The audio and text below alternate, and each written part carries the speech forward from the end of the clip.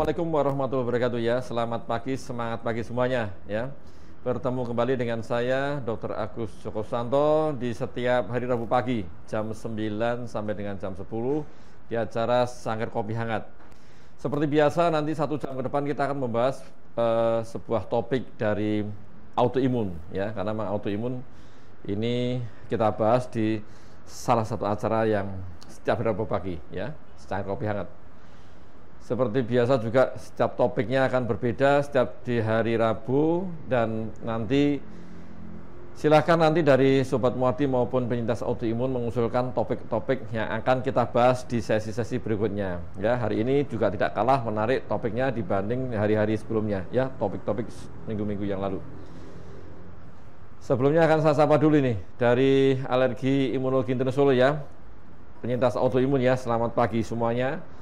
Tetap semangat, jaga kesehatan, kemudian gaya hidup yang sehat, hindari stres ya untuk penyintas autoimun.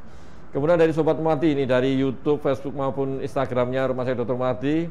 Selamat pagi semuanya, dan untuk semuanya tetap selalu jaga protokol kesehatan ya, jaga jarak, pakai masker, cuci tangan, dan hindari kerumunan ya. Kalau sebisa mungkin, walaupun kita sudah pakai masker dan sebagainya, tetap kalau bisa sebisa mungkin hindari kerumunan ya, karena apapun kita ingin segera pandemi COVID-19 ini segera berakhir dan kita bisa beraktivitas normal kembali ya. Untuk menyatakan waktu, karena nanti waktunya hanya 1 jam ke depan, silakan nanti bergabung, silakan join dan mengajak temennya, saudaranya, Bapak Ibu semuanya diajak ya, yang penting ikut join di acara Sangkar Kopi Hangat.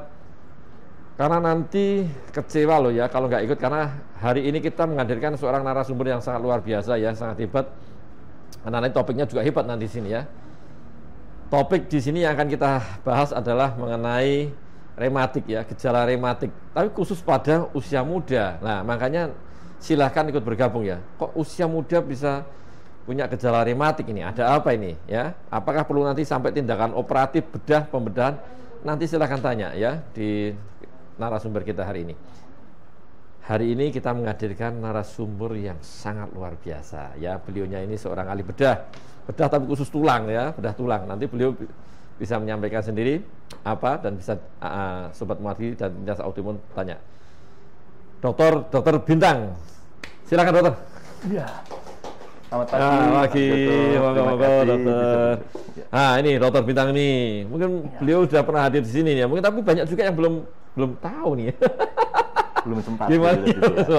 Gimana dokter Bintang? Sehat-sehat? Alhamdulillah. Alhamdulillah ya, sehat semua. Alhamdulillah. Ini memang secara udara di luar ini juga ya, dokter Bintang ya. Beliau ini masih kelihatan sehat ya, sehat seger itu. Gemuk ini, tambah gemuk. Pandemi tambah gemuk, banyak makan.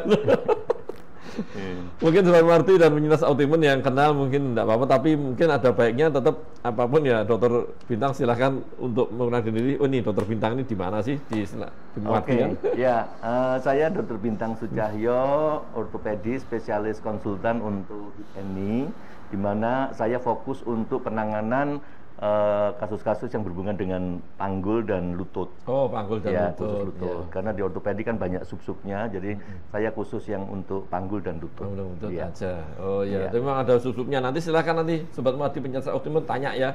Mumpung beliau nih, karena sulit sekali menghadirkan beliau ini datang ke sini. Ya, kebetulan saya di KSM Ortopedi sebagai kepala KSM di Muardi. Oh, kepala KSM ya, bagian orto ya, dokter ya, saya bedah ya. Makanya beliau sulit ya dari didatangkan ini. Dokter, ini kan kalau setiap hari Rabu pagi kita kan membahas masalah autoimun ya. Nah, khusus hari ini kita bahas tentang gejala rematik ini. Ya, gejala rematik kan karena seringnya mendapatkan usia-usia ya paruh setengah ke atas lah ya, misalnya usia-usia 34 tahun ke atas lah. Ini kan kadang didapatkan pada usia muda ini. Mungkin dokter Bintang bisa menyampaikan dulu ke Sobat Muardi maupun penyintas autoimun sebenarnya gejala rematik yang seperti apa sih untuk yang usia muda ini? Iya, terima kasih Dr. Joko. Ya, jadi penyakit rematik sendiri kita tahu bahwa juga merupakan suatu penyakit autoimun, di mana merupakan reaksi yang timbul dari diri sendiri, yang penyebabnya juga kita tidak tahu, ya kan?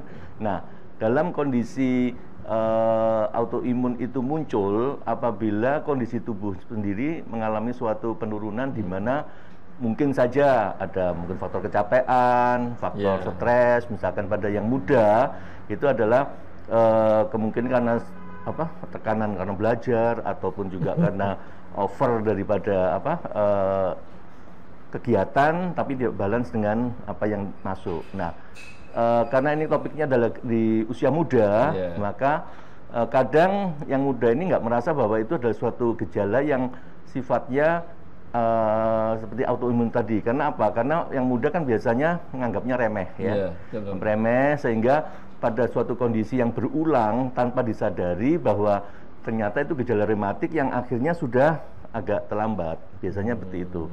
Nah, harapan saya bahwa apa gejalanya, yaitu biasanya karena ini suatu proses autoimun, maka biasanya orangnya jadi lemes ataupun males gitu ya, kemudian badannya nggak enak atau merasa seperti meriang tapi nggak tahu di mana awalnya. Tetapi kondisi ini sebenarnya bisa dilihat bahwa itu tidak terjadi secara spontan, bisa menjadi suatu hal yang tambah lama tambah berat kalau memang tidak disikapi dengan benar ataupun tidak memperkuat sistem ketahanan tubuhnya sendiri. Dan biasanya orang tua juga tidak terlalu perhatian karena dianggap seperti flu remeh, kemudian ya dianggap kecapean gitu aja. Nah, hal inilah yang perlu disampaikan bahwa autoimun pada usia muda ini dampaknya adalah tadi bahwa dia menyerang pada persendian-persendian, sehingga pada suatu kondisi yang terlambat, maka biasanya yang kita tahu kalau di ortopedi itu setelah kita foto itu ada hal-hal yang sudah menimbulkan dampak pada persendiannya, dan biasanya manifestnya itu adalah kalau dia nyerinya sudah sampai tidak ditolerir, atau yang kadang-kadang mengganggu aktivitas kesehariannya, itu baru ke ortopedi. Baru ke ortopedi ya, biasanya dianggap biasa dokter ya? Iya, biasa gitu. Terus dokter, ini kan apa kalau dengan seiring dengan adanya COVID, karena kita hubungannya dengan COVID juga ini, banyaknya dia itu tidak aktivitas karena kan sekarang kan cuman belajar dari rumah, ya kan? Terus aktivitas juga dalam rumah. Itu apa bisa meningkatkan ini risiko gejala rematik ini dokter nih kira-kira? Ya, jadi pertanyaan ini bagus sekali karena dalam kondisi COVID ini kan kita juga dilarang untuk terlampau beraktivitas di luar yang menimbulkan suatu paparan yang mungkin bisa kontak dengan orang lain. Nah, bagaimana menyikapi ini bahwa kondisi di rumah pun sebenarnya bisa disikapi dengan melakukan suatu aktivitas saja yang melakukan misalkan ya contohnya berjemur ya, tapi ya memang berjemur kan perlu space ya, perlu space. Kemudian kalau mau olahraga pun ada orang-orang yang dengan kondisi COVID ini yang diharuskan adalah bagaimana kita tidak berkerumun. Jadi misalkan aja kalau misalkan jalan sesuai dengan kemampuan aja, dengan ritme yang tidak di overuse ya, biasa aja, kemudian keringat, kemudian kita memanfaatkan matahari. Saya kira cukup itu kondisi sekarang. Tidak harus dengan aktivitas yang seperti berlari yang menggunakan tenaga, karena kita terus terang bahwa pada saat kita kondisi olahraga yang sangat kuat, hipoksia dan lain-lainnya itu pun juga menjadi suatu hal yang apalagi kita pakai masker itu juga menjadi suatu hal yang mengurangi daripada konsumsi oksigen yang akibatnya juga bisa mengurangi suplai ke otak kan gitu. Jadi aktivitas yang ringan, rutin dan continue yang diharapkan begitu. Jadi hati-hati ya untuk sobat Mardian penyintas autoimun untuk olahraga ya. Tetap tadi sudah sampaikan dokter Bintang, hati-hati ya, karena banyak juga ya kita ada kejadian juga dokter yang misalnya sepedaan sampai meninggal, jatuh, kehabisan nafas atau sampai macam-macam ya. Jadi hati-hati, walaupun tetap olahraga penting. Tadi betul, jangan sampai kalau bisa dihindari kerumunan lah, gitu dokter ya. Karena udah gitu sampai kerumunan bareng-bareng dokter ya. Karena biasa kita makhluk sosial ya, begitu kumpul terus langsung dempet-dempetan, wah lupa-lupa bahwa kita ini pakai masker dilepas. Kita punya autoimun. Nah, itu yang kadang-kadang dilematis. Nah, iya, gitu, betul ya. sekali. Makanya hati-hati ya. Ini kita sapa dulu nih yang udah hadir nih dari Lumajang ya. Lumajang udah hadir si Sudarmi ya. Kemudian dari Magetan ya. Selamat pagi juga, dan dari Klaten. Magetan ya. Dari Mbak Fairul dari Singapura ya. Gimana kabarnya? Terus juga yang lain dari yang udah gabung dari Instagram maupun Facebooknya Rumah Dokter Alergi Imunologi Kinten Solo ya. Silahkan bergabung dan silahkan nanti bertanya. Karena menghadirkan dokter bintang ini memang agak sulit ya. Jadi memang saya katakan sulit nih benar. Bukan sulit. Karena memang sibuk. Beliau sibuk ya. Jadi gini ya dokter, kalau ini tadi kendala kan seperti tadi. Oh ini gejalanya seperti itu. Lah orang kan kadang gini. Sebaiknya apa sih dokter yang harus diwaspadai, misalnya gini. Oh saya itu kayaknya punya rematik enggak sih? Nah itu yang mungkin ada tips-tipsnya. Mungkin dari dokter bintang. Oh ini sebaiknya Anda harus secepatnya kontrol atau harus secepatnya periksa lah, paling enggak kontrol boleh ke dokter dulu siapapun, nanti kalau mungkin sudah fase lanjut mungkin baru ke dokter bedah, mungkin seperti itu. Mungkin dokter bintang punya gambarannya yang khusus Inggrisnya. Jadi untuk yang gejala awal itu adalah gejalanya hampir sama dengan kondisi kalau orang itu seperti flu itu loh. Jadi dia merasa males, kemudian jadi lemes ya kan, kemudian badannya sakit semua. Tapi yang perlu disadari adalah bahwa itu terjadinya tanpa suatu sebab, tiba-tiba aja seperti itu. Kalau kondisinya sedang stres ataupun dia mengalami suatu beban pikiran gitu kan, terus kemudian dia menjadi kayak orang lemas. Tapi bisa juga tidak pakai gitu, tiba-tiba tidak ada gejala, tiba-tiba dia merasa seperti itu. Nah, kalau itu terus dilakukan berulang, maka harus diwaspadai bahwa gek-gek, nah itu ya, gek-gek itu bahasa saya. Nah, jangan-jangan ya, jangan-jangan saya ada seperti itu.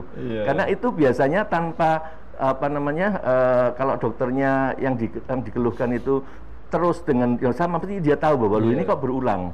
Nah, dokternya pun sebagai misalkan aja kalau sekarang kan karena ini BPJS atau ini kan harus gradasi ya. Jadi untuk yang dokter-dokter di puskesmas, kalau ada seorang anak muda yang melakukan suatu keluhan yang sifatnya tidak khas tapi kok berulang, nah itu saya nggak tahu di puskesmas bisa nggak periksa untuk rematik itu ya? Itu seperti kayaknya sulit juga dokter, kecuali kalau mungkin rumah sakit yang puskesmas yang besar ya di kota kali ya. Kalau di desa kayaknya nggak bisa dok. Nggak bisa ya, jadi harus dirujuk ya. Jadi ya kepekaan dokternya juga untuk identifikasi bahwa oh ini kok kelihatannya anaknya nggak apa-apa, tapi kok keluhannya seperti ini ya.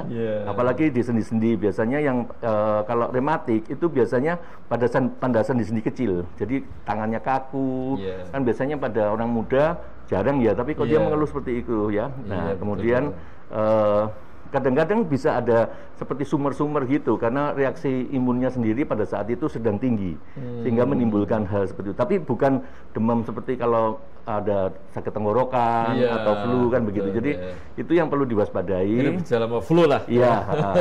Jadi tidak khas sebenarnya ya. Ini malah menarik sekali nih dokter yang tanya nih dari Mbak Citruna nih. Dok, apa benar kebiasaan mandi malam itu berisiko rematik nih? Ini kan banyak sekali kan. Kalau di masyarakat, jangan sering mandi malam, nanti kena rematik ini. Oke, iya. Itu mitos ya. Mitos itu bahwa mandi malam, mandi malamnya itu tergantung. Mandi malam, kalau sekarang, mandi malam itu kalau kita habis keluar dari rumah kan wajib ya. Kita untuk kondisi COVID ini, kita masuk rumah, ganti baju semua. Kalau bisa mandi keramas semuanya, itu adalah yang paling bagus ya. Nah, kenapa tanya mandi malam ya? Kalau mandi malamnya pakai air hangat panas nggak masalah saya kira ya. Karena yang yang ditengarai itu adalah pada saat kita kondisi mandi dengan air dingin pada kondisi malam, ada perbedaan suhu antara tubuh kita dengan udara luarnya, sehingga pada saat kita ngedebyur dengan air dingin itu, maka tubuh kita yang sudah mengalami gangguan itu merasa seperti kayak tertrigger gitu ya, jadi lebih muncul akhirnya cesnya itu kemudian membuat nyeri begitu. Itu yang jadi penyebabnya, padahal sebenarnya bukan itu, karena perbedaan suhu pada saat malam dengan tubuh kita itu pada saat kita siram dengan air dingin, maka itu menimbulkan reaksi tubuh seperti itu. Jadi bukan penyebab. Kecuali kalau kungkum kali. Kungkum air dingin. Air dingin kemana kan biasanya bertapa. Iya. Jadi itu gejalanya muncul, jadi bukan penyebab. Iya betul ya. Manifest maksud saya gitu ya. Oke. Jadi gitu, dokter ini menarik sekali. Nanti kalau misalnya, ini kalau misalnya anak muda lah, kalau anak muda itu Kalau di pengalaman dokter Bintang selama ini yang datang itu yang paling muda umur berapa dokter ya? Yang kira-kira umur saya kira-kira ada yang 20 mengeluh seperti itu ya, yang kaku-kaku, kemudian nggak enak semua badannya ya.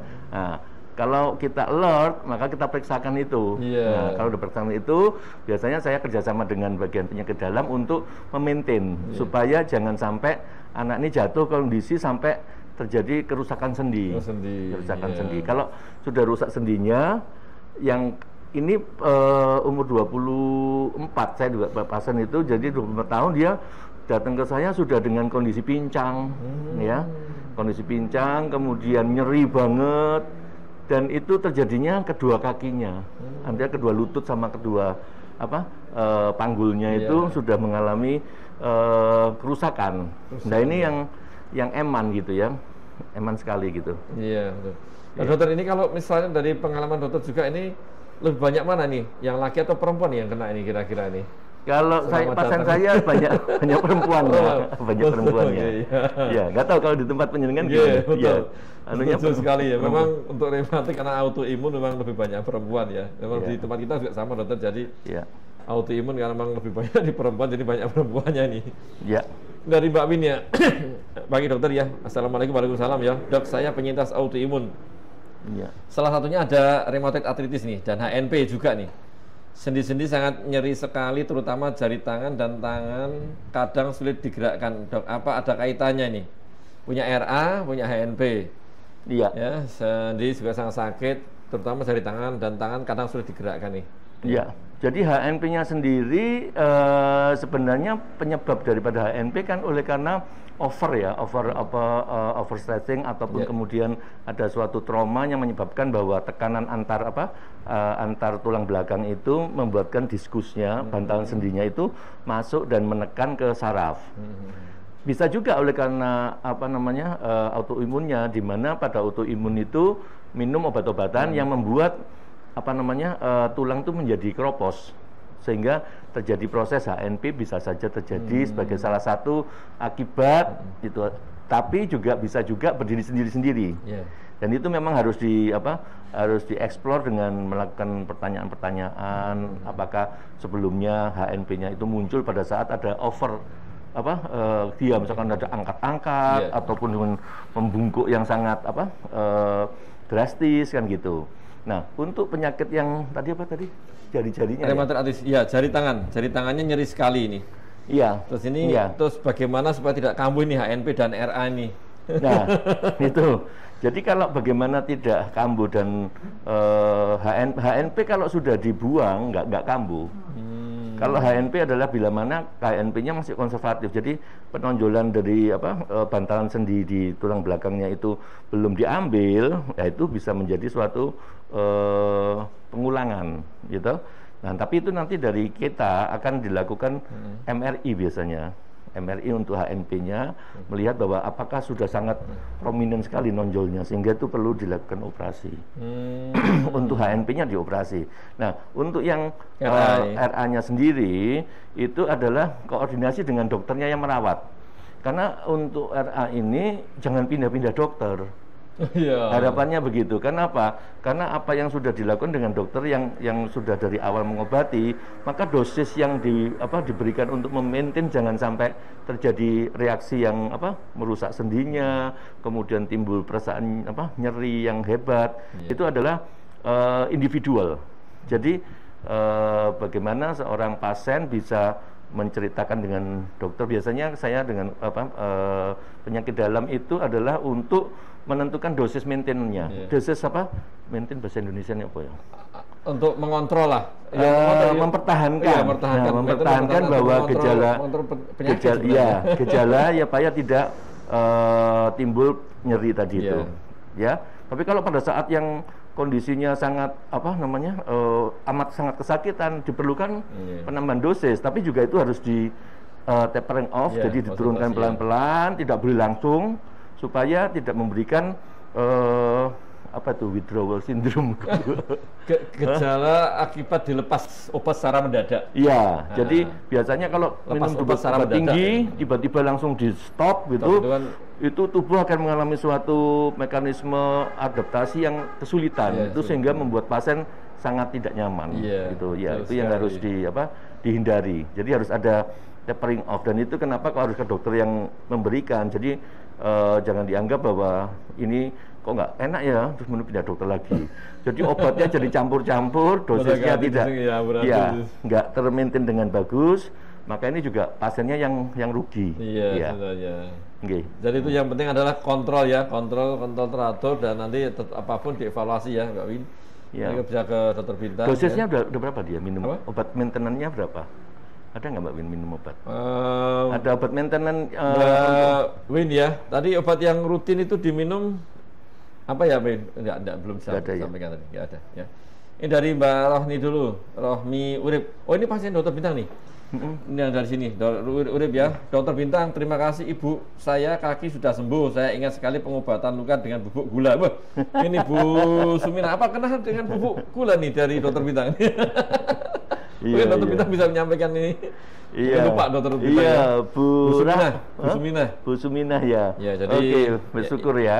yang diobati Ya. ini Ibu Suminah, ini yang dari putranya nih, Rahmi. Oke. Ya, alhamdulillah kalau bisa bagus ya. Dipertahankan, jangan sampai ada luka lagi. Luka operasi apa nih? Luka operasi atau apa ya? Mungkin Lupa ini saya. mungkin ya Bu, ya Ibu. Apa Mungkin luka ibunya yang kecelakaan? kurang tahu nih. Yang luka dengan Ya. bubuk gula nih. Pengobatan Iya. luka dengan bubuk, dikasih bubuk gula nih. Iya, jadi Oh. saya melakukan suatu terapi sekarang dengan yang murah meriah. Jadi luka yang julek itu saya rawat dengan gula, dan Ya, itu kan diserap itu malah. iya, jadi ternyata gula itu memang belum penelitian, tapi ternyata gula itu mempunyai sifat antiseptik. Iya, betul. Ya, Betul, sifat betul. antiseptik. Jadi itu yang secara kenapa kok menerangkan gula itu bisa melakukan suatu proses granulasi. Jadi dia sebagai antiseptik sehingga dia menyerap semua kotoran atau kuman yang di situ, sehingga memberikan kesempatan jaringan sekitarnya untuk tumbuh gitu. Bagus sekali ya. Bagus ya. Tapi Iya. jangan gulanya jangan banyak-banyak, dan ini gula pasir atau gula serbuk. Gula bubuk. Pasien-pasien saya udah tahu itu. Nanti dengan gula bubuk belinya yang bisa buat adonan donat itu loh. Oh, Nah, udah tahu itu, ya, betul. iya. Memang betul. Itu Iya, masalah iya. emang gitu ya, adanya. Makanya kenapa ada telur asin itu biar awet, karena kan yang fungsinya sama, mirip ya dengan itu. Iya. Dari Mbak Cynthia nih, pagi Dok ya. Dok mau tanya, jika sudah ada gejala nyeri dan kaku di jari-jari tangan, sebaiknya awal konsul ke dokter penyakit dalam atau langsung ke ortopedi nih? Ini dari Mbak Cynthia nih. Iya. Sudah ada nyeri dan gejala nyeri kaki dan kaku di jari tangan nih, sebaiknya konsul Iya. ke dokter penyakit dalam atau langsung ke ortopedi nih? Iya. Jadi kalau tergantung sekarang, kalau penjenengan kan pengobatan itu berjenjang ya, Iya. berjenjang. Jadi kalau di tempat penjenengan sudah berobat dengan dokter, lah nanti dokternya akan biasanya mengirimkan. Tapi kalau itu gejalanya sudah lebih dominan antara Iya. nyeri di sendinya, biasanya ke ortopedi dulu. Iya. Nah, dari itu dulu di trace, nah baru nanti ortopedi akan menyerahkan ke penyakit dalam untuk di maintenance selama kita tidak ada indikasi operasi. Iya. Ya, kenapa? Ini penting karena kadang memang kalau di penyakit dalam rongsen itu kan tidak menjadi kewajiban, Iya, ya, iya. gitu. Jadi saya usul bahwa kalau prominent nyerinya sudah sangat hebat, itu ke ortopedi dulu, baru nanti kita akan koordinasikan, Oke, iya. gitu, ya. Tapi mungkin tadi terkait juga tadi Dokter Bintang sudah sampaikan ya Mbak Cynthia ya, bahwasanya tergantung di sekitarnya Mbak Cynthia nih, apa ini tinggal di mana ya? Kalau jangan-jangan jauh dari mana-mana kan bisa Iya. juga dokter kan, misalnya ke puskesmas ya, Nyari ke puskesmas dokter dulu ortopedinya ya kan? susah, ortopedi Iya, ya. dokter belum tentu ada dokter. Iya. Makanya kalau tergantung yang dari fasilitas kesehatan yang terdekat lah apa dulu ya, sementara oh ternyata nanti dokter akan pasti mengarahkan dokter ya. Iya. Mengarahkan nanti harus kemana dan yang bisa dijangkau yang mana dulu. Ya. Tapi biasanya memang kalau udah nyeri sendi dan sulit digerakkan, biasanya kan langsung ke ortoped ya, Ya. ke bedah tulang, nggak apa-apa ya. Ini juga nih dari Mbak Ekowati dari Palangkaraya hadir ya, selamat pagi ya Palangkaraya. Mbak Ekowati, semoga di Palangkaraya bagaimana, aman-aman terkendali ya, semoga sama juga ya. Pokoknya intinya kita berharap dokter ya, pandemi COVID ini segera berakhir, ya, Ya. kemudian Amin. bisa aktivitas semuanya dan bisa ya semuanya bisa samalah ya, Dan Mbak Ikawati pertanyaan nih, di ketiak saya ada benjolan kecil sudah 7 bulan nih. Sudah sekitar 2 hari ini tangan saya ngilu, apa ada hubungannya dengan benjolan tadi? Wah, ini memang berbeda, tapi tidak apa-apa, ini pas ini dokter bedah, tidak apa-apa nih. Dokter Bintang nih. Ketiak saya ada benjolan kecil sudah 7 bulan, dari sekitar 2 bulan. Ini perempuan ya? Perempuan. Ada hubungan dengan siklus mens nggak? Maksudnya bahwa kalau ada menstruasi kemudian dia membesar dan nyeri, kemudian kalau sudah nggak menstruasi dia mengecil. Itu bisa saja itu apa namanya benjolan itu ada hubungannya dengan apa nyeri yang ngilu di daerah situ ada. Dan itu biasanya konsultasinya kalau di mana Mbak Ekawati ini? Di mana? Palangkaraya. Palangkaraya. Palangkaraya ya. Oke. Kalau Palangkaraya di sana ada ahli bedah umum atau ahli bedah onkologi. Coba diperiksakan ke sana supaya kalau dugaan saya itu mama aberrans atau jadi ada apa tambahan tumor oleh karena berhubungan dengan ini apa hormon, ya? Siklus hormon. Ya, jadi bisa tanya ke dokter bedahnya, dicek. Karena kalau itu hanya lipum saja biasanya jarang diketeak. Oh iya. Iya, jarang ngilu biasanya. Iya, jarang ngilu, nggak ngilu ya. Kalau ngilu coba datang ke apalagi dengan menstruasi ya. Ada hubungan menstruasi, silakan ke dokter bedah atau kalau ada ke bedah onkologi, Mbak Ekawati, ya di Palangkaraya. Palangkaraya mungkin ada ya dok. Ada. Mungkin dokter. Kalau ahli bedah umumnya ada.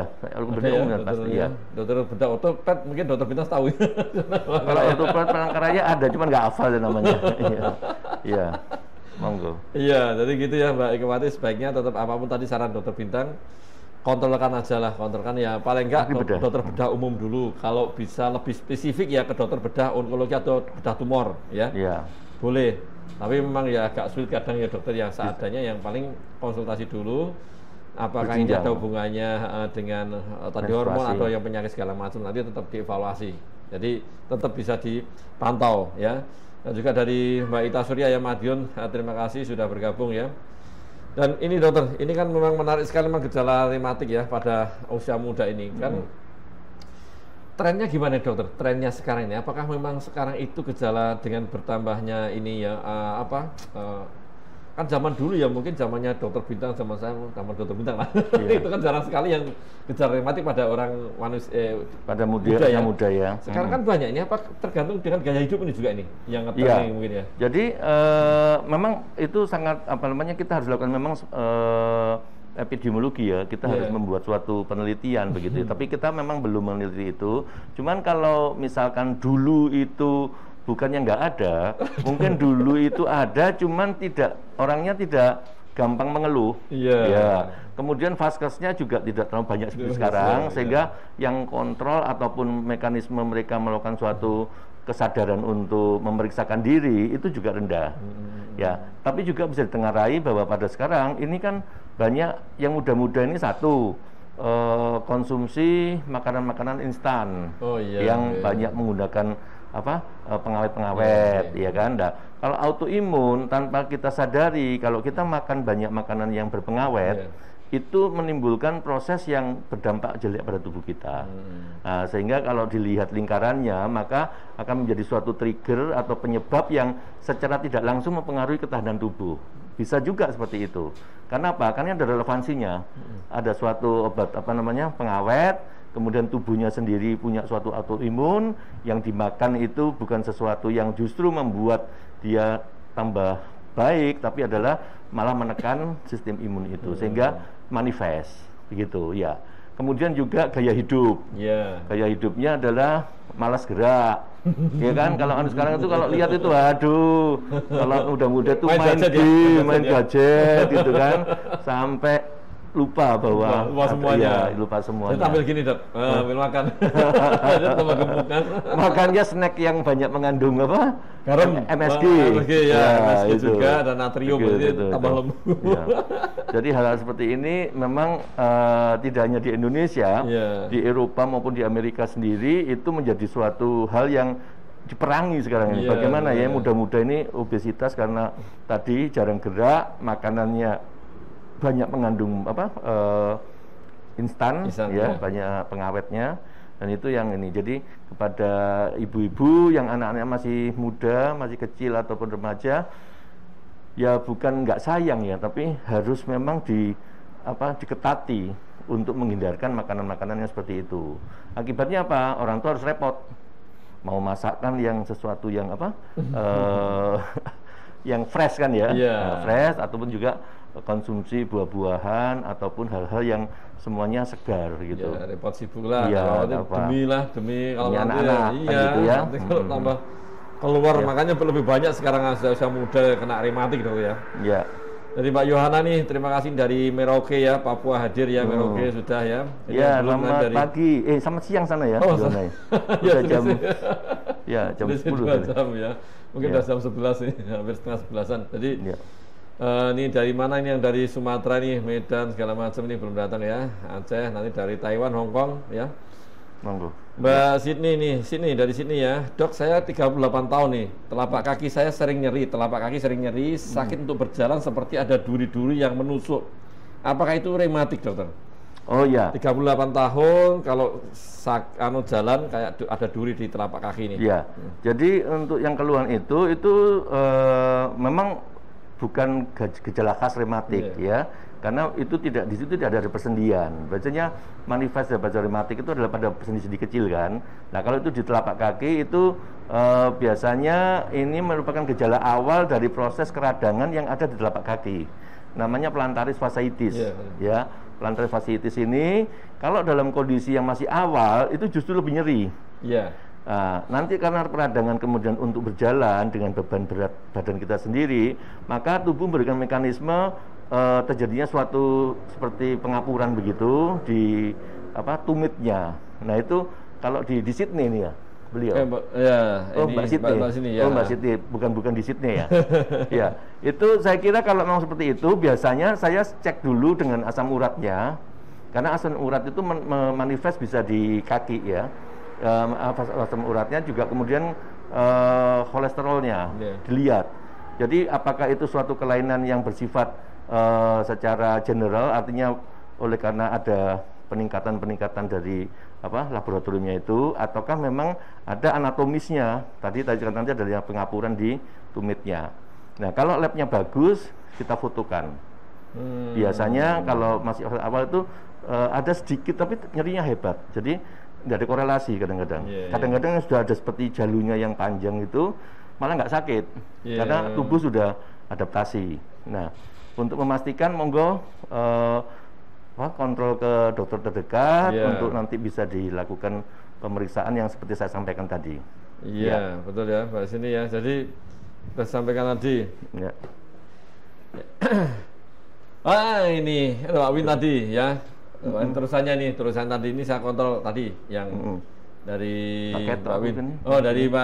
Dari Mu'alifatul ya, Khairiyah nih nyimak Pak Dr. Agus ya. Terima kasih sekali sudah nyimak ya. Ini tadi yang ditanyakan dari Mbak Win tadi, yang RA tadi dokter, ini saya kontrol rutin dengan Dr. Agus Joko. Terapi yang diberikan metrison nih, methylprednisolone 4 mili ya, 2 kali sehari, dan mifortik. Karena ada masalah di lambung dan sekarang lambung luka, sementara di stop itu berefek jadi flare dok. Nah, terus apalagi nih Mbak Win nih? Anunya apa? Habis ya udah. Jadi tadi yang itu dokter yang gimana tadi Mbak Win tadi? Jadi kan yang tadi kan punya RA sama HNP tadi, kan? RA dengan HNP, dan juga ada yang penyakit autoimun jenis lain, dan selama ini kan dengan methylprednisolone 4 mg. MI ya, 4 mg.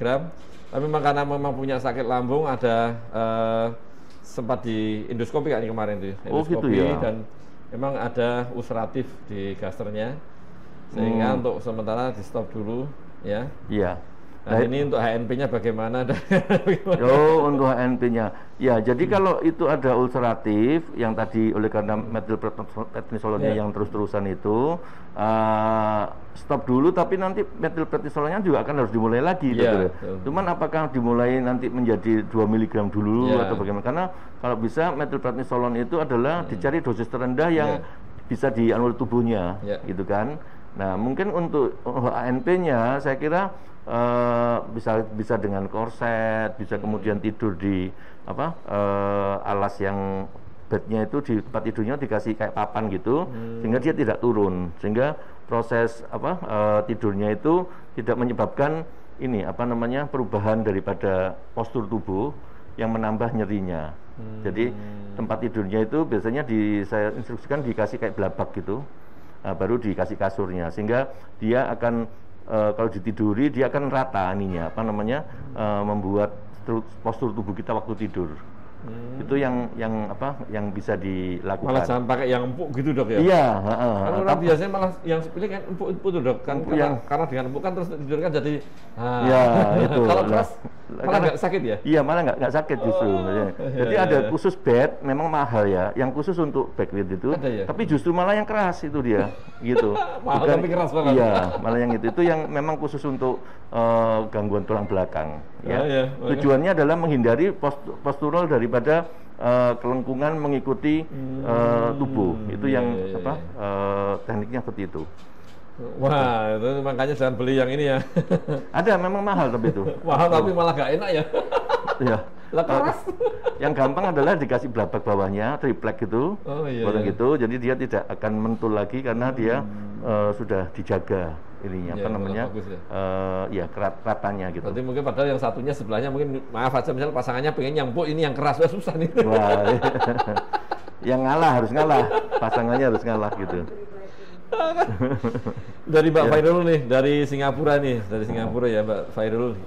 Dok, kalau bangun tidur jari-jari tangan kaku nih dan tapak kaki kayak jalan di atas batu, apa itu juga termasuk gejala rematik atau karena saya penderita SLE? Ini memang Mbak Fairul ada lupus, lupus, tetapi ini kalau bangun tidur jari-jari tangan kaku dan tapak kaki ini kayak jalan di atas batu ini, seperti tadi mungkin fasis plantaris tadi ya. Ya, ini jadi, apa karena penderita?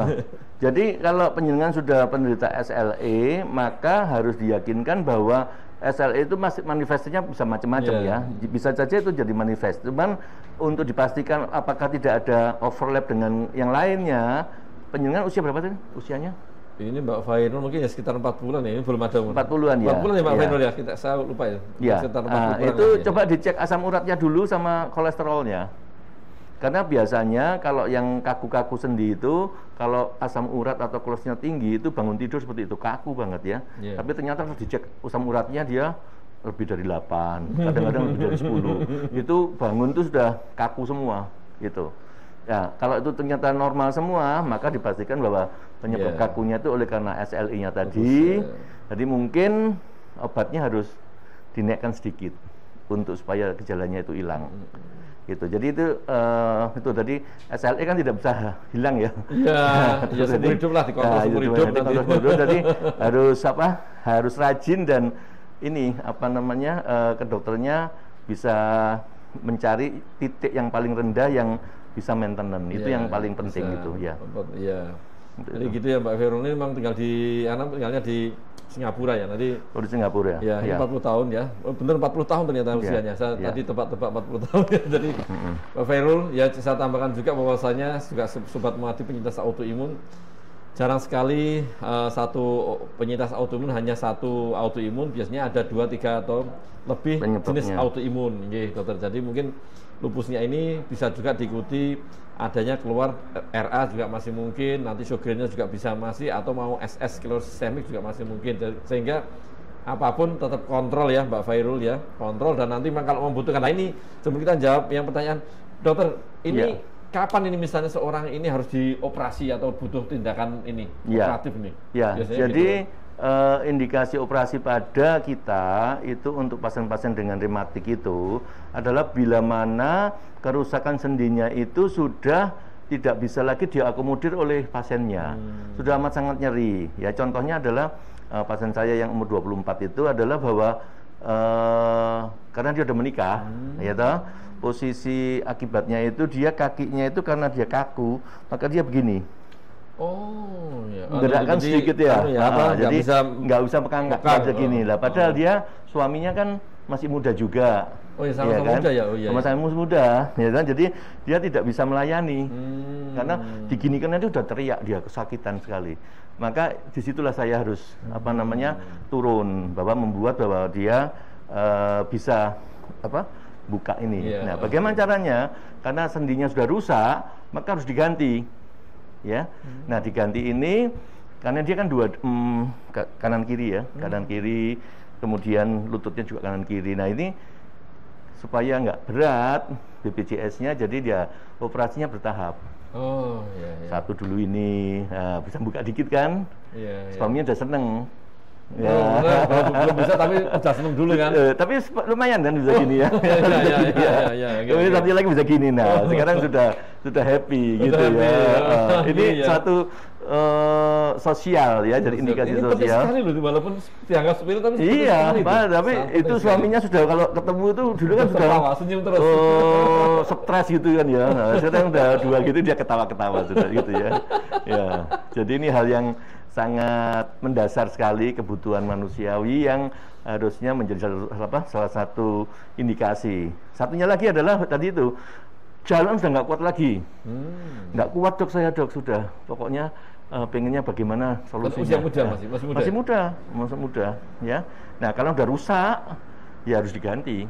Ya, alhamdulillah di ortopedi ada hal-hal yang terobosan itu, sehingga kalau dulu kan nunggu apa ya, nggak ada solusinya. Sekarang udah ada namanya total knee atau total hip. Jadi total, jadi sendinya yang rusak itu diganti semua permukaannya, sehingga dia menjadi suatu sendi buatan yang tidak ada nyeri lagi. Itu. Dan kayak anu ya, Pak logam ya. Ya, itu apa manusia besi nanti. Ya, tapi karena mereka sudah merasa sudah hands up, artinya tidak bisa lagi mentolerir nyerinya, ya akhirnya mereka happy. Cuman masalahnya kan alat ini mempunyai suatu rentang waktu, kalau biasanya indikasinya untuk orang tua sih. Tapi karena dia muda indikasi saya itu, jadi 15 tahun lagi harus revisi. Harus ganti ya dok? Diganti. Karena apa? Karena 15 tahun dia kan dipakai jalan, terus dipakai untuk aktivitas itu, sehingga ada masanya. Nah itu mengalami apa namanya, harus penggantian. Ini yang namanya dilakukan revisi.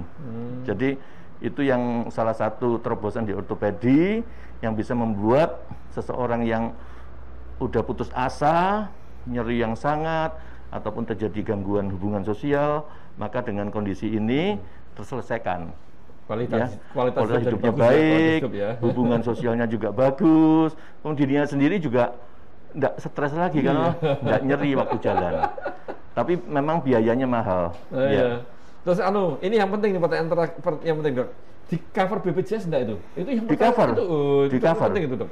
Di cover tapi dengan catatan sesuai dengan kelasnya. Oh, sesuai dengan kelasnya. Ya, di cover. Biasanya saya selalu menganjurkan bahwa mengikuti prosedur ya, karena BPJS kan untuk periksanya itu tidak bisa langsung dan plafonnya itu. Jadi harus ada suatu kesepakatan, harus ada suatu pengertian bahwa mengikuti prosedural, dan itu untuk operasi ini karena operasinya sangat kompleks ya, artinya canggih, maka harus zero mistake. Zero mistake itu artinya bahwa persiapannya harus bagus. Jadi kita periksa semua tubuhnya, dari telinga, hidung, tenggorokan, ginjal, lever, semuanya harus bagus semua. Gigi yang merupakan sumber infeksi harus ada checklistnya, dan itu kadang-kadang bisa sampai 3 bulan untuk proses itu. Karena dari gigi misalkan, ternyata giginya sudah banyak yang infeksi, harusnya ditambal dan lain-lainnya. Nah, selesai semua itu, sumber infeksinya tidak ada, baru kita operasi. Itulah yang di ortopedi yang sering saya lakukan adalah ya tadi itu, kondisi masih muda, tapi dia sudah kesakitan yang amat sangat yang tidak bisa lagi ditolerir untuk aktivitas sehari-harinya. Itu ya. Nah itu dokter, sobat mati dan penyintas autoimun. Jadi kadang kan ada image seperti ini dokter, wah ini kok lama sekali nggak dioperasi itu. Tadi udah jelaskan dokter Bintang bahwasanya tetap apapun kan harus disiapkan dok ya. Kalau jangan langsung dioperasi kan seperti itu. Tahu-tahu kan seperti tadi ada yang ngomong, dok kapan saya dioperasi, seperti gitu. Kok lama sekali sih nggak kan gitu. Ya, jadi sakit sekalian gitu. Jadi pasien-pasien yang ketemu dengan saya itu selalu akan ada suatu edukasi. Yang pertama tanda tangan bahwa dia mau nurut dengan prosedur. Itu yang penting. Karena dari awal saya sebutkan bahwa proses ini butuh ketelatenan, butuh kesabaran, karena dibayar BPJS, maka kita tidak bisa sekali datang seruat semua jadi. Nah itu rumah sakit akan rugi. Sudah, ini hal suatu yang pengertian. Nah biasanya perlu ngomong baik-baik. Iya. Dok, saya riwa-riwinya aja. Riwa-riwi apa wira-wiri ya? Dibalik-balik, makanya balik-balik. Itu menjadi suatu hal yang harus diyakinkan, itu harus dilalui proses itu. Ya, betul. kalau enggak ya kita nggak bisa bantu. Karena maunya apa? Pakai BPJS, tapi maunya VIP. Ya itu, jadi gitu. Ya, ini saya sapa dulu nih dari Pak Trijoko Semarang ya, dari MG ya, kemudian dari Mbak Lucy nih dari Kalimantan Barat ya, dari Ngabang Kalimantan Barat ya, selamat pagi. Dan Catur ya menyimak ya, selamat pagi juga yang sudah bergabung ya. Ini ada pertanyaan dari Irawan Susi nih, dokter nih. Dok, suami saya lututnya sering kaku dan nyeri lutut. Iya. Itu kira-kira kenapa ya dok? Terus obatnya apa? Apakah termasuk rematik? Ini suaminya yang lututnya kaku, berarti ya juga sosialnya juga susah nanti. Ya itu ada trauma enggak? Usia 38 tahun nih, usia 38 tahun. Ada trauma enggak sebelumnya? Kira-kira pernah jatuh enggak ini dari suaminya ini, Mbak Irawan ya? Ada jatuh atau tertabrak atau kebentur apa mungkin ya? Ya, jadi kalau itu tidak ada trauma, maka tracingnya tadi apakah itu ada suatu penyakit yang lainnya mendasari, atau paling gampang cek asam urat sama itu dulu kolesterol sendiri, ya. Karena banyak penyakit yang diakibatkan oleh karena asam urat, kolesterol itu menyebabkan sendinya kaku. Kemudian manifestnya bisa otot-ototnya yang kaku. Ternyata setelah berdasarkan pengalaman saya, itu sumbernya satu, asam urat. Itu bisa nyeri di tengkuk, bisa nyeri di lutut, bisa nyeri di kaki, dan semuanya itu manifestnya berbeda-beda. Tapi kalau itu kemudian dicek dengan bagus, maka kita fokus pada mengeksplor penyakit rematiknya tadi itu. Ada tool-toolnya, ada tahapannya yang harus dilalui gitu.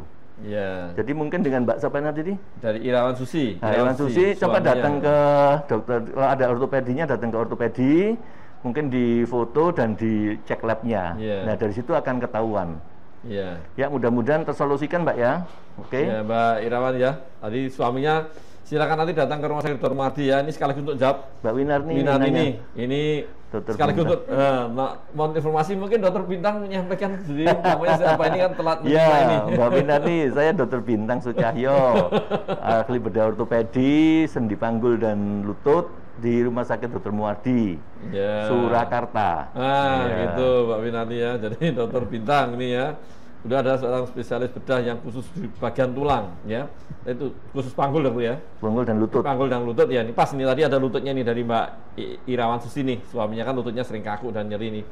Nah, ini mungkin tetap apapun ya Mbak Irawan, tetap dievaluasikan dulu, tetap dikontrolkan ke dokter terdekat lah ya. Kalau nggak ada bedah ortop ya ke bedah umum dulu lah ya dokter. Cek aja tadi asam urat sama kolesterolnya dulu, atau itu di-exclude, disingkirkan dulu. Minimal kontrol dulu dok. Soalnya juga ini. Nah kalau nggak pakai BPJS maksudnya, langsung ke dokternya. Ini dari Ardian Bayuani dok. Dok, apakah faktor berat badan pada risiko rematik di usia muda? Betulkah wanita lebih rentan terkena rematik ini? Jadi, nah ini tadi. Iya, sudah diomongkan tadi ya. Jadi memang untuk rasio laki sama perempuan itu, kalau untuk rematik sendiri banyak perempuannya. Ya, kenapa? Yaitu Gusti Allah yang sudah menentukan itu. Jadi gennya perempuan untuk rematik itu lebih banyak. Kemudian tadi apa? Betulkah berat badan resiko ya. Berat badan resiko itu untuk osteoartritis, bukan untuk rematik ya. Jadi rematik tidak harus berat badannya besar, kurus saja bisa rematik kalau memang ada autoimunnya. Nah, sedangkan yang obesitas itu menyebabkan penggunaan sendi-sendinya mengalami suatu peningkatan beban di saat kita melakukan aktivitas dibandingkan dengan yang kurus. Sehingga lifetime-nya kalau misalkan kita umur 50 baru mengalami aus itu, nah ini kalau yang gemuk mungkin sudah 30 atau 40 sudah mulai dulu. Jadi inilah relevansi antara kegemukan dengan kenapa kok terjadi suatu nyeri di sendinya. Tapi bukan rematik ya, itu osteoartritis itu lagi ya. Ada dua hal, sama-sama kena sendinya tapi penyebabnya beda. Gitu. Jadi itu ya, memang berat badan memang sekarang ditengarai memang salah satu penyebab atau faktor risiko timbulnya gejala rematik pada usia muda ya, selain nanti jenis bukan kelamin. rematik, bukan Penyakit osteoartritis. Iya, osteoartritis dan juga ini sebenarnya juga memang salah satu literatur juga menyebutkan adanya rematik juga salah satu dokter, karena memang ada obesitas bisa. Obesitas dengan faktor hormonalnya dia memang bisa memicu salah satu faktor risiko timbulnya rheumatoid. Iya, bisa juga. Dan juga dengan OA. Dan ini dari banyak gimana? Rinjini ya. Dok, Januari 2019 kemarin saya didiagnosis vaskulitis ya, HSP nih, Heinrich-Schönlein purpura ya. Awal mulanya kaki saya sakit dari ujung kaki sampai pangkal kaki, ujung kaki sampai pangkal kaki seperti kaku itu dok. Apakah itu termasuk rematik dok vaskulitisnya? Dok, saya dikasih obat MP, PCT sama CaCO3. Ini mungkin dokter Anu mau jawab dulu, dokter. Oh ini tadi yang Irawan tadi ini yang yang tulangnya ini ternyata pernah jatuh nih, futsal nih. Oh tadi iya. Ya, jadi kalau terus asam uratnya sampai 9 nih. Nah, lo itu 9. Jadi yang tadi yang lutut tadi yang suaminya ternyata asam urat pernah 9. Jatuh futsal, terus asam urat sampai 9. Nah ini kalau gitu dua-dua penyebabnya bisa menjadi penyebab sakitnya itu. Jadi kalau saya usulnya nanti ke dokter untuk supaya asam urat turunkan. Kemudian untuk yang jatuh kemudian dia nyeri itu dieksplor kira-kira apa yang kena. Apakah itu meniskus bantalan sendinya. Itu bisa juga mengalami nyeri terus-terusan atau ligamennya.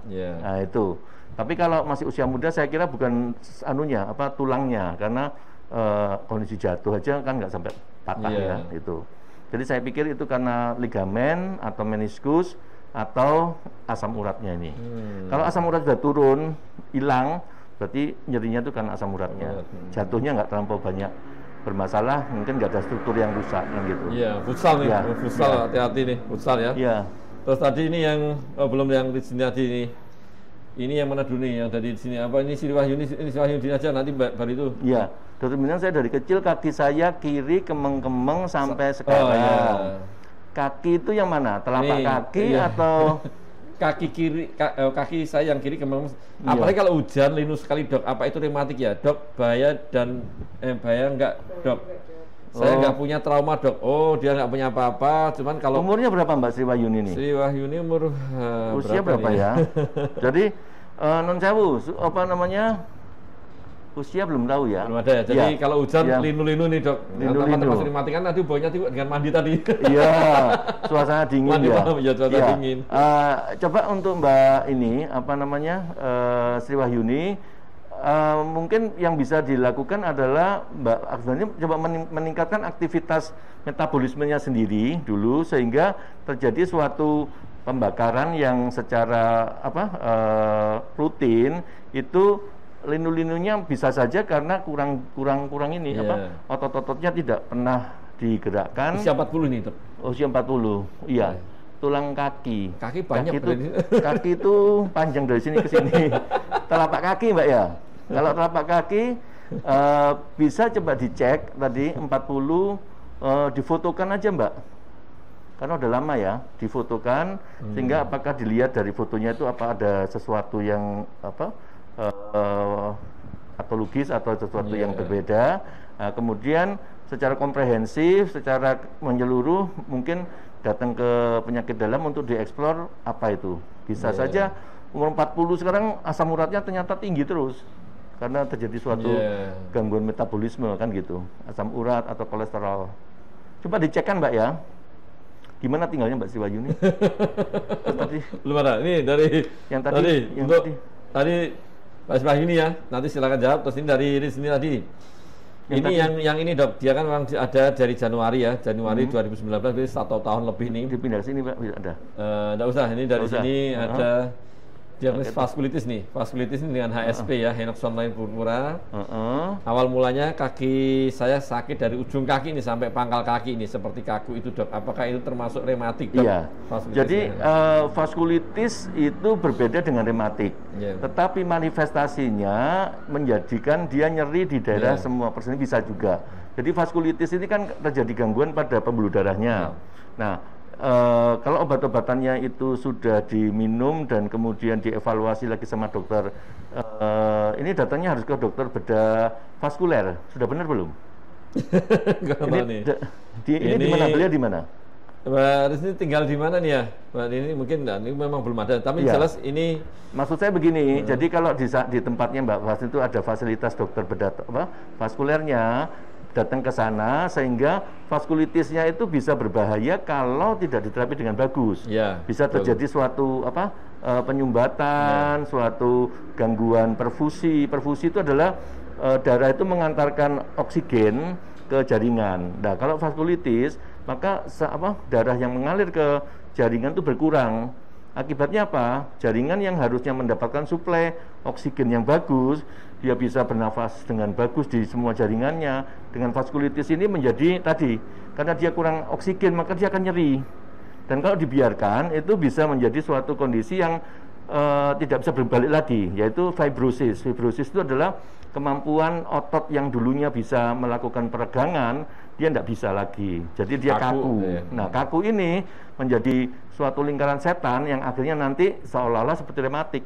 Padahal bukan rematik, karena tadi adalah vaskulitis tadi. Jadi harapan saya kalau bisa datang ke dokter vaskuler untuk menentukan bahwa vaskulitisnya nanti kan itu dievaluasi dengan Doppler, diperiksa bahwa sudah bagus semua. Itu yang saya harapkan seperti itu. Jadi bukan dengan rematik, beda. Ya.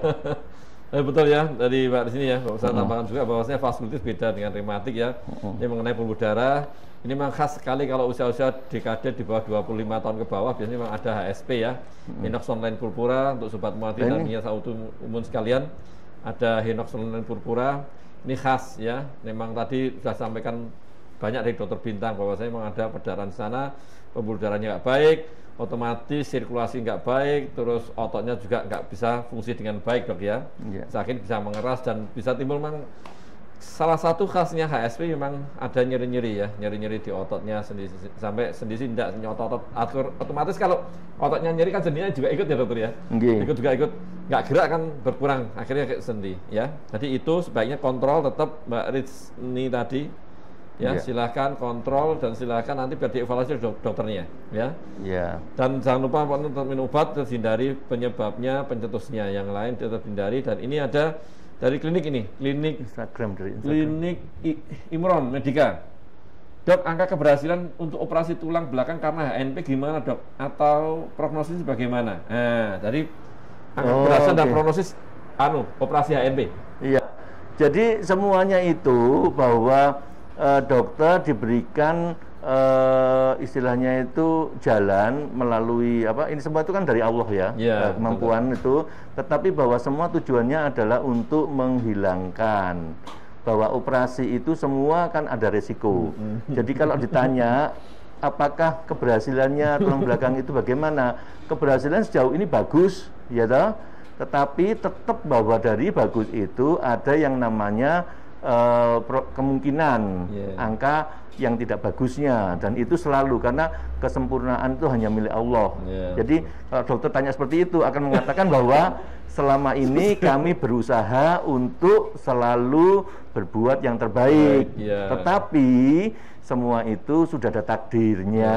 Nah, hari ini ya gitu. Jadi kalau ditanya bagus, nggak masalah, HNP banyak di sini, apalagi sekarang ada teknik yang pakai ini microsurgery, jadi tidak harus dibuka yang besar, dengan HNP kecil aja dilakukan langsung, kecil cepat dan ya di Muardi sudah ada itu PLDD. Jadi kalau penjenengan mau ini bisa datang ke Muardi ya, di sini ada ahlinya gitu ya.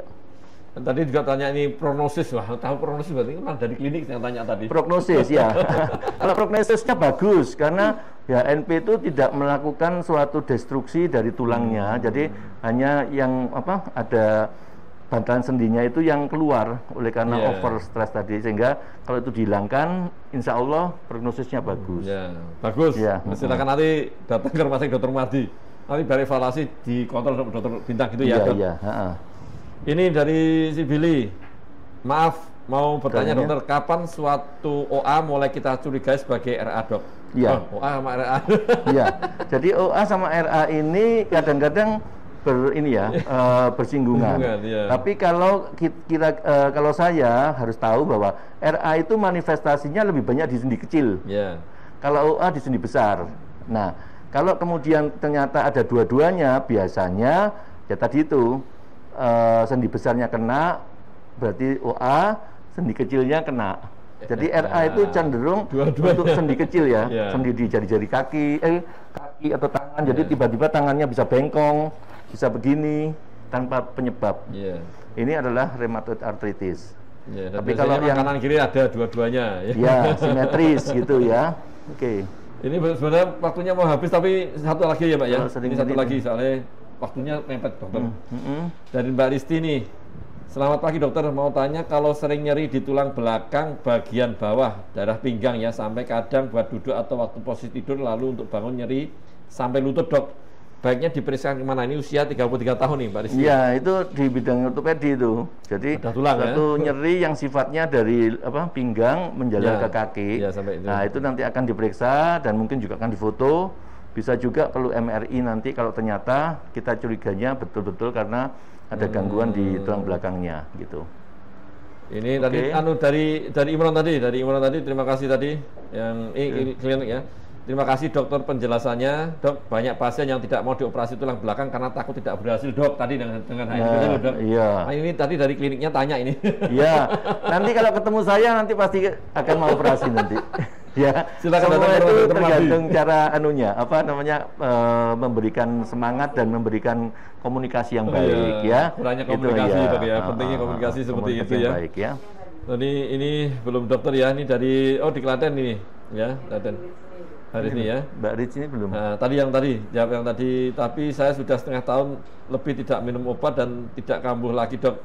Cuma sekali waktu itu saya pakai sepedaan dan kaki saya langsung nyeri sakit tulangnya. Ini yang Mbak Rizky tadi ya. Yang nggak minum obat ya? Itu yang pakainya penjenengan. Nggak minum obat ya? Bukan nih, bukan. Yang rematik tadi, yang ASP. Benar kan nggak minum obat ya, benar. Yang ASP ya. Ya, jadi itu kan vaskulitisnya. Jadi kalau vaskulitisnya itu Mbak Zini ya, pastikan bahwa betul-betul sudah sembuh benar. Iya. Kalau kemudian belum sembuh benar, yaitu tadi olahraga aja langsung nyeri lagi dan bisa jadi keterusan sakitnya. Monggo kontrol lagi aja ya. Iya nih di Klaten ya. Klaten ya. Mungkin di sana Klaten atau mungkin bisa ke rumah dokter Martin, tidak apa-apa. Iya. Oke. Alhamdulillah ya. Ini mungkin dokter karena terbatas waktu memang ini ya. Kalau kita bicara mungkin sampai 2 jam bisa. Iya, banyak pertanyaan. Mohon maaf ini yang belum bisa terjawab ya, karena memang waktu ya membatasi. Dan untuk sobat muadi dan penyintas autoimun sekali yang belum bergabung di grup komunitas autoimun ya, ini khusus yang penyintas autoimun saja, silahkan bergabung di grup WA-nya komunitas autoimun di 0852 8206 2239 ya. Saya ulangi 0852 8206 2239 ya. Silahkan bergabung. Ini khusus yang penyintas autoimun saja. Jadi yang kalau yang normal ya mohon maaf jangan ikut, tidak usah ikut ya. Dan jangan lupa ini nanti live streaming ini bisa dilihat kembali di Facebook maupun YouTube-nya Rumah Sakit Dr. Marty. Jadi tidak usah kecewa ya. Jadi bisa dilihat kembali di Facebook maupun YouTube-nya Rumah Sakit Dr. Marty. Dan kalau udah lihat jangan lupa untuk di like ya, kemudian di follow, kemudian di subscribe and share karena tidak ada hoax ya. Dan juga ini sekarang untuk periksa ke dokter spesialis maupun subspesialis di Rumah Sakit Dr. Marty bisa tanpa antri nih, tidak usah antri nih di Poliklinik Eksekutif sore hari di Cendana ya, sore hari. Ini pasien umum untuk hari Senin sampai Kamis dari pukul 3:30 sore sampai jam 6 sore ya. Jadi dari 3:30 sampai jam 6 sore. Untuk hari Jumat di pukul 2 ya, jam 2 sampai jam 6 sore. Silakan, nanti tidak usah antri ya di dokter spesialis dan subspesialis. Jadi udah konsultan ini. Jadi nanti bisa datang ke sini. Mungkin dokter ini karena terbatas waktu untuk mungkin ada tip-tip dari dokter Bintang terkait masalah gejala rematik pada usia muda nih. Silakan dokter. Jadi terima kasih. Jadi tipsnya untuk yang kemungkinan rematik gejala muda adalah jadi Anda harus tahu pada kondisi diri pribadi apakah keluhan itu seperti yang saya katakan seperti flu tadi itu adalah berulang tanpa penyebab. Kemudian apabila juga misalkan aja makanan sesuatu yang menurut Anda banyak mengandung hal-hal yang tadi pengawet dan lain-lainnya, itu kan menyebabkan penurunan. Jadi tolong perhatikan bahwa ada gejala-gejala yang tanpa penyebab menyebabkan Anda seperti kayak orang males, kemudian orang yang lemes, kemudian nyeri-nyeri yang tidak tahu penyebabnya, maka segeralah untuk periksakan diri. Jadi jangan diobati sendiri sehingga semuanya menjadi terlambat. Ya, itu aja. Jadi gitu ya. Dan ini sekali lagi mohon maaf yang pertanyaan-pertanyaan yang belum bisa kejawab karena memang masih banyak pertanyaan karena memang waktunya ya. Kalau kita sampai jam 2 sore. Iya, ini mohon maaf. Ya, nanti masih banyak dokter yang belum. Jadi kita nanti bisa ketemu kembali di hari Rabu minggu depan dengan topik yang berbeda, dan terima kasih Dokter Bintang atas kerawahannya ya untuk di acara Kopi yang ini. Dan insya Allah kita bertemu kembali di Rabu depan, jamnya biasa jam 9 sampai jam 10. Topiknya nanti yang tidak kalah menarik dengan hari ini ya. Akhirul kalam, wassalamualaikum warahmatullahi wabarakatuh ya. Waalaikumsalam warahmatullahi wabarakatuh. Terima kasih. Terima kasih dokter.